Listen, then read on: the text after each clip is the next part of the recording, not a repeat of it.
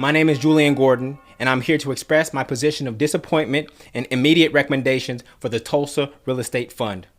I prayed long and hard about doing this and doing it publicly, and I realized that I'm the most qualified and perhaps the only person who could do it due to 1, being the lead investor in the Tulsa Real Estate Fund, 2, a fellow developer, 3, a peer to Jay Morrison in the real estate education industry, and 4, a friend offline.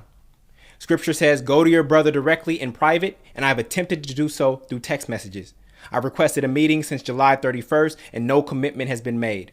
Of course, I finally got a call from him 1 hour after last night's Instagram post announcing this speech.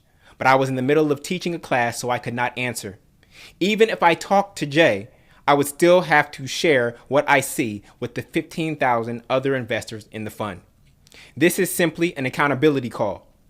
People have asked, will Jay be there? The truth is, this speech is not primarily for Jay. It is for the 15,000 investors in the fund. If there was a way for me to only gather and speak to the 15,000 without going public on social media, I would have done that. But there isn't any way that I can connect with them but to go broad and cast a wide net.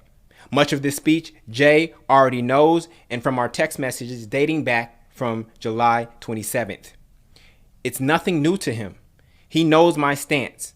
Without a board of directors, I, as an individual investor, have no other way to hold him accountable or influence the direction of the fund. Even if I do meet with him privately, this is a publicly raised fund and therefore justifies public critique. Why now? I personally waited this long because I believe in group economics. I believed in my brother Jay Morrison. I believed in Tref's mission, and I believed in God. I wanted to give the fund a chance despite its rocky start. As a fellow real estate developer, I know that real estate funds need 3 to 5 years to bear fruit in terms of dividends, monthly cash flows, and appreciation. The Tulsa Real Estate Fund started in June of 2018, so we have reached the 5-year mark. My capital is patient. However, the Form 1K filed recently on June 21st, 2023 for the period ending December 31st, 2021 was alarming.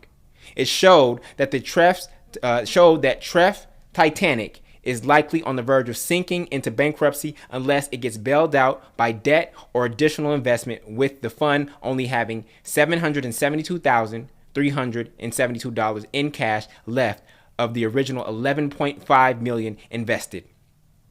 That filing was over 18 months ago, so it may already be too late for Tref investors to recoup anything. I've already written off my $40,000 investment to zero.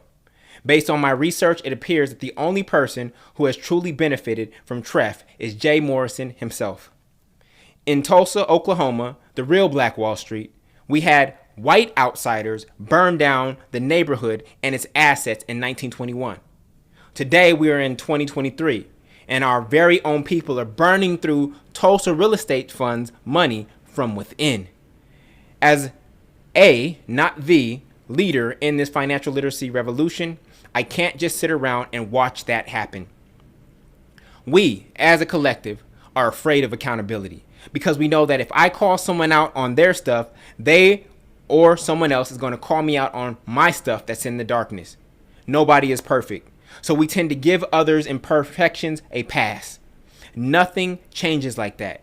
Instead, we need a new standard of righteousness where I push you to be and do your best, knowing that you're going to push back, pushing me to be and do my best. The buddy-buddy culture we have amongst us leaders, especially in the financial literacy space, where we are afraid to lovingly call out our brothers and sisters when they publicly say or do something wrong because we don't want to ruffle any feathers, is spineless. I'm not turning a blind eye just because your Instagram following is bigger than mine, and I'm afraid you won't invite me to your party or put me on your podcast or ruin our potential. Kisa.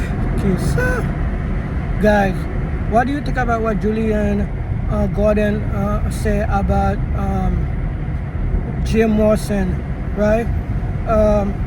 Believe it or not, I'm one of the person that invests. I didn't invest not $500, but I invest $1,000 in a Tulsa real estate fund. And I was mad when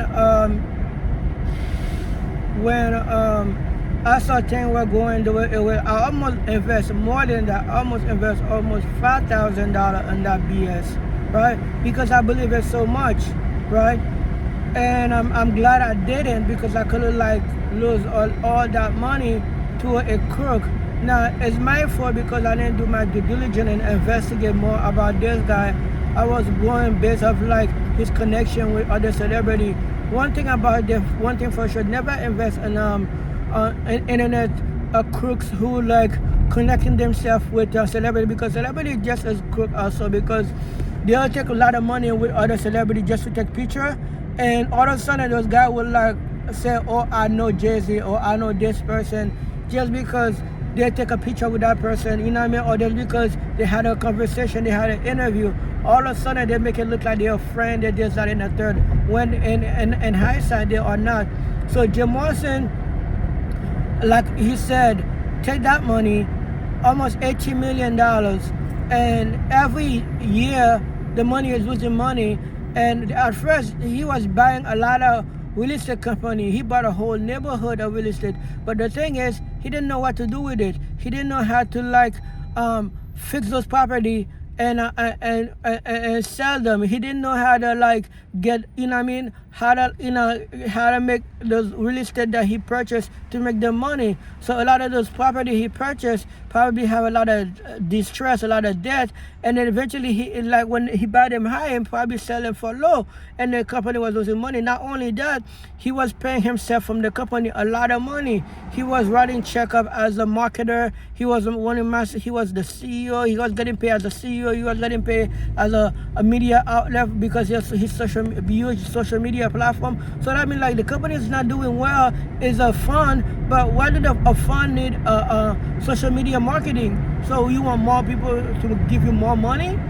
So Julian, it was one of the large investors invest $40,000 in a Tulsa real estate fund, and like he said, he gave Jim Morrison almost 5 years to try to make the fund make money. But when he was trying to get information, try to see the book to see how come this company is losing so much money, where does the money go? Like, it's one thing to lose money, but it's another thing to understand where does money going.